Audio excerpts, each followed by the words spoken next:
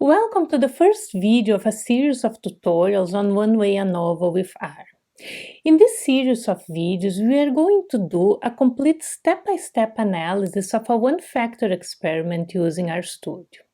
We are going to do the following steps: load the data from a CSV file, build a simple plot to visualize the data behavior, perform the analysis of variance, build a table with the summarized data, the mean, the standard deviation, and the number of observations, compare the means by Tukey's test, and create a publication grade bar plot for the final visualization of the results. You can find the links for the R code and the data files in the description of this video. If this series of videos were useful to you, don't forget to like them and subscribe to the channel. So let's begin.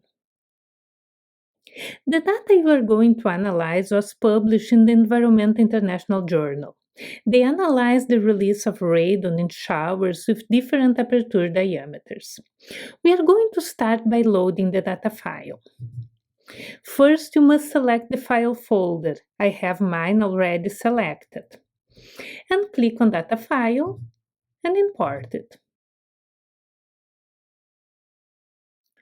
The data file presents one column for the factor being studied, d, the diameter, and a second column for the response variable, the percentage of radon release, R. As the next step, we are going to check the file structure by using the str function.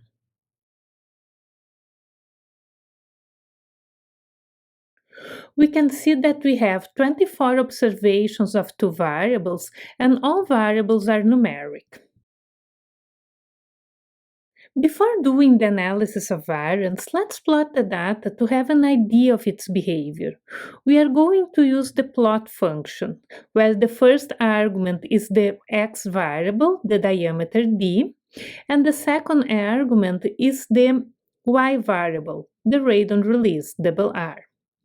The $sign indicates that the variables d and R are from the data file radon.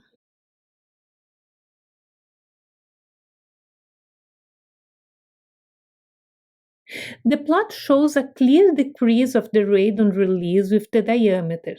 We will probably find a significant effect on the analysis of variance, so let's do it.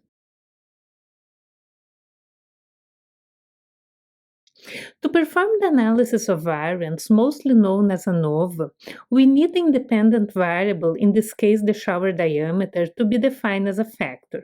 So we are going to create a new column called factor d, identical to the column d, by using the function sFactor. And then we are going to run the file structure again. So let's do it.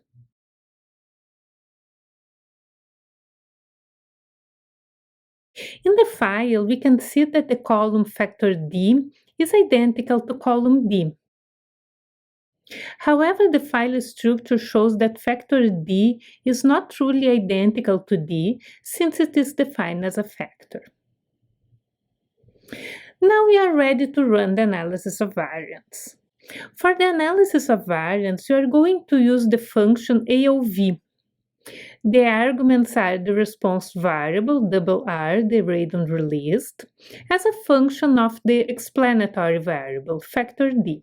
We also need to point to the data file. The result will be stored in an object called ANOVA.rr, and to visualize it, we need to run the function summary. So let's run everything.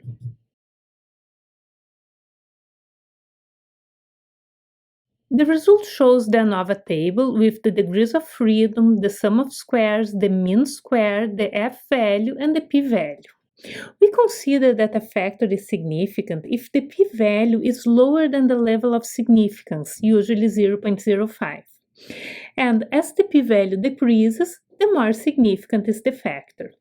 The p-value of 3 times 10 to the power of minus 8 indicates that the shower diameter has a strong effect on the radon released.